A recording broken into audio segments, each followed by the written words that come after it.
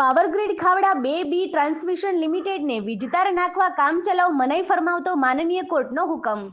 ધાંગધ્રા તાલુકાના વાવડી ગામની હદમાં આવેલ સર્વે નંબર 45, 46 તથા 49 પર Power Grid Khavda 2B transmission limited દ્વારા વીજતાર ઇલેક્ટ્રિક ટ્રાન્સમિશન લાઇન નાખવાના કાર્ય સામે સ્થાનિક ખેડૂત જાદવજીભાઈ કુંવરજીભાઈ દ્વારા કાનૂની અરજી દાખલ કરવામાં આવી હતી। આ અરજીની સુનાવણી દરમિયાન માનનીય કોર્ટે પ્રાથમિક સ્તરે કામચલાઉ મનાઈ હુકમ જારી કરી પાવરગ્રીડ કંપનીને વીજતાર નાખવાનું કાર્ય અટકાવવાનો આદેશ આપ્યો છે। આ કેસમાં અરજદાર ખેડૂત તરફથી વકીલ શ્રીમતી નયનાબેન આર પટેલે વકીલાત કરી હતી। તેમણે કોર્ટ સમક્ષ પુરાવા રજૂ કર્યા।